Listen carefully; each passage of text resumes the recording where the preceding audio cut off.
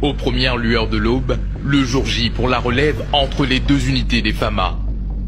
Arrivée à destination, l'unité provenant de Gao est accueillie par le capitaine Bamba Dembélé, commandant du GTI A9, le groupe tactique interarmes de Tessit. Oui les jeunes, vous êtes arrivés. Ok, soyez les bienvenus. On a des retours encore, le groupe Choc. Ça va? Ça se passe bien? Ok. Allez, beaucoup de courage, sergent. Soyez concentrés surtout. Depuis 4 mois, le capitaine et ses hommes sont stationnés dans cette localité de 6000 habitants. Une zone plusieurs fois visée par les djihadistes.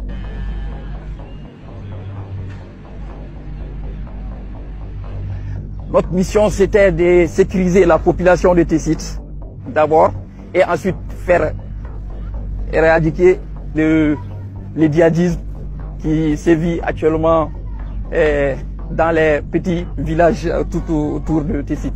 Nous avons eu à gagner la confiance de la population. La preuve en est que nous avons même organisé des séances de matchs de football entre les militaires et la population. Gagner la confiance des populations, un impératif pour les forces armées maliennes qui cherchent à souder les habitants derrière elles dans ce combat contre le péril terroriste. Mais pour l'instant, les deux officiers vont d'abord évaluer leur dispositif de protection. Le début d'une tournée des checkpoints qui ceinturent ce camp. Pour des raisons de sécurité, la localisation de ces sites ne sera pas révélée.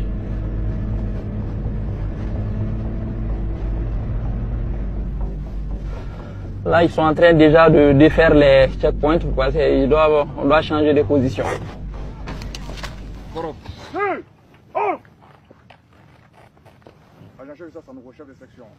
Reposez, armes, repos. Bonjour. Et le moral? J'espère qu'on est très content aujourd'hui. On a eu enfin la relève. On appelle ici Lima 3. Lima 3, ça c'est la rentrée principale même de Tessit. Donc tous les véhicules filtrent par ici. C'est un endroit stratégique parce que, comme vous le constatez, c'est sur une hauteur qui est là. Et à partir de là, vous voyez le terrain vraiment dégagé. Vous pouvez voir venir jusqu'à des kilomètres. Le camp a déjà été visé quelques semaines plus tôt. Une attaque d'hommes armés qui a été repoussée le 20 février dernier. Après l'attaque du 20, nous avons eu l'accalmie quand même jusqu'à nos jours.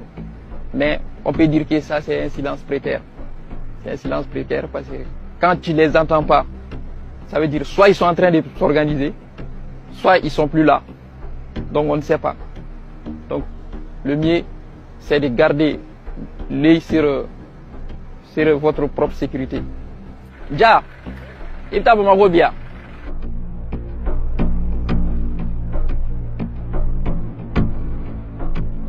Quand vous êtes là, c'est une tension permanente qu'il faut s'installer. Il faut s'installer dans ça. Il faut être dans l'optique. Être sur vos qui-vive au cas où, à tout moment. Voilà, c'est la voie de votre sécurité, de votre survie en fait. Ça, c'est le maître mot que j'emploie. Acceptez de souffrir ici et d'aller vous reposer à Bamako. C'est mieux que de se reposer ici éternellement.